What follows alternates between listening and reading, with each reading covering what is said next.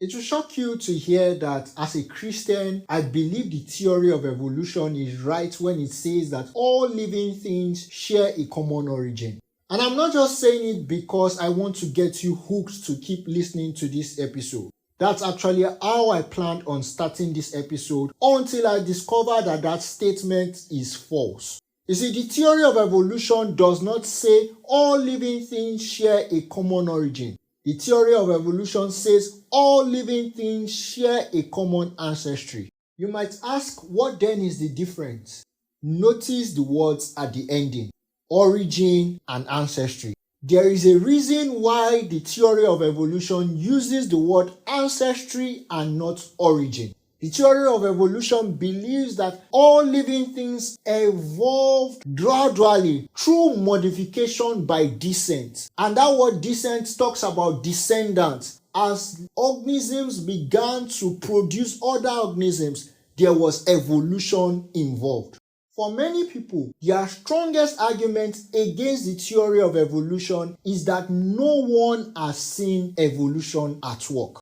No one has seen new species of animals evolve from pre-existing animal species. But is this true? What about different breeds of dogs and cats? Science might call that microevolution, and many might discount it as not evolution at all. But remember that the theory of evolution says that evolution happened slowly over millions of years. Now, humans exist and can watch evolution take place, but many discount that as evolution because their idea or expectation of what evolution should look like is a dog suddenly developing 2 wings and can fly, and then we'll say truly evolution has taken place. What if human evolution is happening right now, but we don't recognize it as such?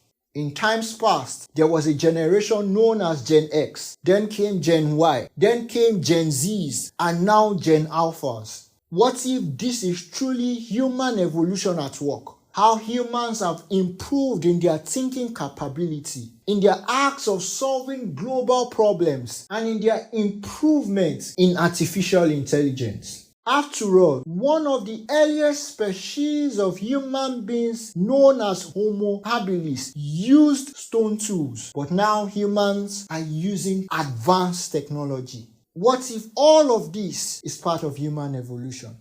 There are Christians who believe that God used the Big Bang and the process of evolution to create all the living things that we can see. They believe that God created the first set of living organisms and allowed the process of evolution bring about the existence of all other living things that we can see today. Does this mean that as a Christian apologist, I now accept that the Big Bang theory and the theory of evolution is true? Well, keep listening to find out. By the way, I came up with that argument supporting the theory of evolution. Welcome to AJ Sports with Ezekarel, the Unapologetics Bold Apologetics podcast. This is your space to grow in faith, defend what you believe, and respond to hard questions with wisdom and truth. Let's dive in, listen, and be edified. In today's episode, we are going to look at some objections to the theory of evolution. We are going to look at some evidential objections, some logical objections, some scientific objections, some theological objections, and some philosophical objections to the theory of evolution. And we start with the evidential objections. In the last episode, I gave some evidences that support the theory of evolution, from fossils records to DNA, genetics, to similarities in embryology and body structures, to many other evidences. But then there are objections against these evidences. And I'll start with the fossils records. Did you know that it's not the full skeletal anatomy for these extinct species that are discovered? For instance, the famous Lucy, who according to science is an Australopithecus, one of the first human species that existed. What was discovered was just the skull, a femur, and another part of the body that were all discovered during different periods of time and all not within the same exact location, but quite distant from one another. However, from these few skeletal structures available, science have drawn up a full body structure of how the Australopithecus looks like. This isn't only the case for human fossils, but also fossils of animal species that have been discovered. For some, it could just be a fracture of the skeletal anatomy that was found. And for some others, it might be a full anatomy that is discovered. It appears that science makes big predictions about living species that existed while having a small amount and fractures of fossil records. This isn't how science should be done. Another problem with the fossil record is that from fossils that have been discovered, a number of complex life forms were all in existence within a close period of time, which doesn't align with the theory of evolution that says evolution happened slowly over a long period of time. We shouldn't have a high number of complex life forms coming into existence within a close period of time. Another problem with the fossil records is fabricated fossils, fake fossils. Because of the high demand for rare fossils in the science community and even collectors, fossils are being fabricated. Some fossils are being doctored to support existing scientific hypotheses. This is completely wrong. Another evidential objection is the similarities between embryos, the embryo of a fish, bird, and human. And this was proposed by Ezekarel, who drew an image to show these similarities. However, Ezekarel's drawing is said to be a fraudulent one because he adjusted his drawings to reflect similarities that aren't true. And this has been confirmed by many scientists and microbiologists. Another evidential objection is the so-called vestigial organs, like the appendix in humans. A quick Google search will reveal that the appendix has a function in the human body. And even though humans can live without the appendix, it still has its function in providing assistance to other organs in the human body. The next objection we are going to look at is a logical objection. Even if we assume or let's agree that all the evidences supporting the theory of evolution is true, and there is a lot of similarities between all living organisms that exist. There is a logical explanation to these similarities, and it can be observed in the world that we live in. But to know the logical explanation that I have, anticipate a video that I will be posting on my social media page on Instagram and TikTok at Ezekarel. The Ezekarel is spelled Ezekarel. So follow me so you get to see the video I'll be posting. So now let's look at some scientific objections. Number 1. The gap in the fossil record. The objection here is that many transitional species haven't been discovered among the fossils that are available. But the response that some scientists will give is that when it comes to fossilization, it's a rare thing because of the natural and the chemical occurrence that needs to happen in order to preserve whether it's bony tissue or skeletal framework of pre-existing organisms. And so that's why many transitional species aren't part of the fossils that have been discovered yet. Another scientific objection is the complexity of living organisms.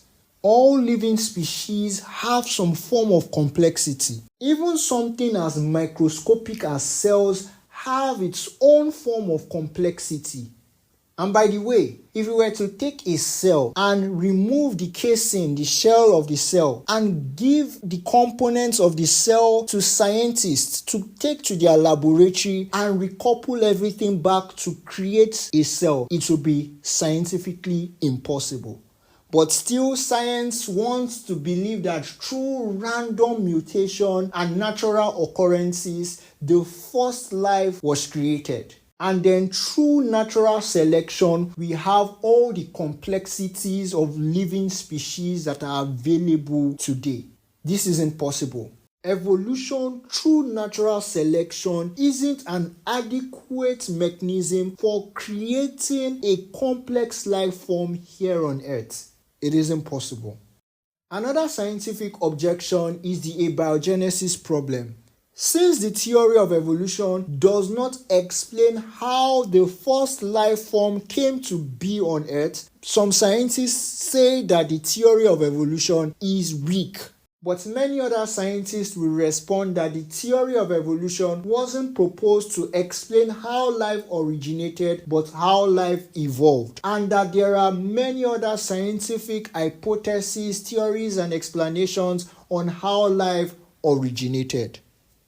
Here are some scientific hypotheses and theories to how life originated on Earth. One of them is the primordial soup hypothesis, which says that life began in Earth's early oceans, and it was like a soup rich in organic molecules formed by chemical reactions. And this is supported by Henry Miller's experiments in 1953, which shows how amino acid can be formed in the natural and atmospheric condition when planet Earth started developing.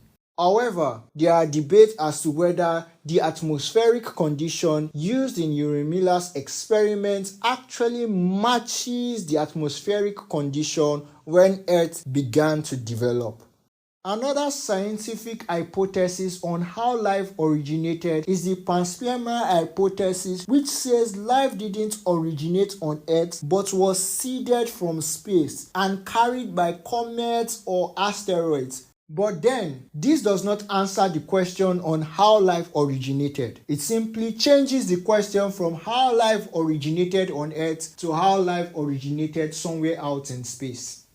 Now let's look at one philosophical objection to the theory of evolution, and it's that it promotes the ideology of survival of the fittest. The objection is that evolution leads to social Darwinism, racism, and moral relativism. But the response by scientists would be this is a misuse of the theory of evolution. Just like how many other good things have been misused, so also the theory of evolution wasn't proposed to promote social Darwinism, racism, or moral relativism. But we will go further into this discussion when we have future episodes on identity, meaning, and morality. Finally, let's look at some theological objections to the theory of evolution. I'll start with this: the belief that God created the world using the Big Bang and the process of evolution doesn't paint a good picture of who God is. This belief paints the picture of a God who doesn't have all the power to create living species as they should actually be. Or if he has all the power, he prefers to waste time and resources because he has all the time in the world and no one can challenge him. It paints a picture of a God that doesn't care for his creation but has left everything to natural occurrences to determine their fate. It creates an image of a God who prefers to see living species all battle it out for survival of the fittest. And this isn't the God that is revealed in the Bible. Now, someone listening might object that the world we currently live in already have human beings and other living species all struggling to survive. So what then is the proof that a loving, caring God created the world? Well, we'll look at this in details in a future episode after the episode on Christianity's creator of creations. But the belief that God used the process of evolution in creating all the living things that exist today doesn't paint a good picture of a good God. Another theological objection to the theory of evolution is that it does not align with the creation story found in the book of Genesis chapter 1. At this point, I should mention that all of the theological objections I'll be giving is from a Christian's perspective. And like I said, the theory of evolution contradicts the Christian narrative of the creation story in the book of Genesis chapter 1. According to Genesis chapter 1, God created all living things by speaking a command. Let the sea bring forth all sorts of fishes, let the air be filled with all types of birds, and let the ground bring forth different types of animals. And in Genesis chapter 1 verse 26, God said, let us make man in our own image. The idea that humans evolved from other living species over millions of years does not align with God creating man in his own image. By the way, I would explain in a future episode on what it means that God created man in his own image. So keep listening to AJ's Words with Ezekiel. In the book of Genesis chapter 1, God created everything in 6 days and rested on the 7th day. But there are different people who argue that these 6 days of creation isn't literal 6 days, but a long period of time that God used in creating everything that exists. In a previous episode on the objections to the Big Bang Theory, I explained why a 6-day creation story literally means 6 days and nothing else. So go listen to it to know my response to this kind of belief. But there is even more theological objection to the theory of evolution. Indeed, the theory of evolution doesn't just contradict the creation story in the book of Genesis chapter 1, but it also doesn't align with the central theme and message of the Christian faith and all that the Bible teaches. According to Romans chapter 5 verse 12, and I'm reading from the NLT version, which says, when Adam sinned, sin entered the world. Adam's sin brought death, so death spread to everyone, for everyone sinned. I know this refers to spiritual death, but I want to believe that it also refers to physical death. And I will explain further when we begin to look at Christianity's creator of creation. But if truly Adam's sin is what brought about death, then according to the theory of evolution, how did some living species die while some other species lived to evolve into higher species before the first human arrived on scene to commit the first sin that brought about death? Still talking about how the theory of evolution doesn't align with the central belief of the Christian faith is how come if God created all living things including human beings through the process of evolution by natural selection, which implies that God didn't care for his creation, how come many years down the line, God suddenly started to care? And he even came personally as a human being in the person of Jesus Christ to save man. And if man is just an higher form of an animal, how come God decided to come as a man to save man? Or did Jesus also come to save goats, cows, chickens, dogs, and all other types of animals when he came to die on the cross? One more theological objection to the theory of evolution is the uniqueness of humans. As I mentioned earlier, in Genesis chapter 1 verse 26, God created humans in his own image. Unlike other living species, humans are made up of more than the physical body that we can see. Humans have soul and spirit. And so if humans evolved from other living species, then at what time did God decide he would put soul and spirit into a living species? So it's quite clear that you can't be a Christian and believe that God used the process of evolution to create all living things because it does not align with the central beliefs of the Christian faith. In our ongoing series on origin, we have looked at the Big Bang Theory and we have looked at the theory of evolution. Did everything all happen by chance? Was it by chance that a universe began to rapidly expand? Was it by chance that life began on Earth? And through natural selection, all living species emerged, including intelligent species who can observe and try to make sense of all that exists. Or was it a necessity? Do things exist the way they are because it was necessary for things to exist the way they are? Or was it designed that way? In our next episode, we would look at the case for a designer as to the origin of the universe and the origin of life.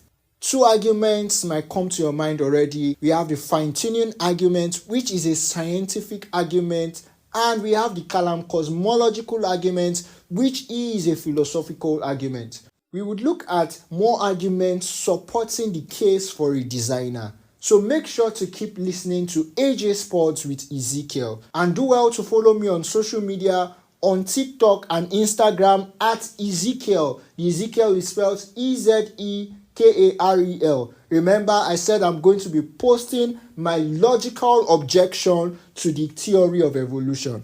So do well to follow and anticipate that video. Thank you so much for listening to the end of this episode. I really hope you enjoyed and learned a lot of new things. Please remember to drop a comment. If you have questions, feel free to ask. I really appreciate that. And remember, share this episode on your status. Share it on your social media platforms. Share it with your friends and family. Share it everywhere. Thank you very much. I really appreciate, and I would see you in the next episode.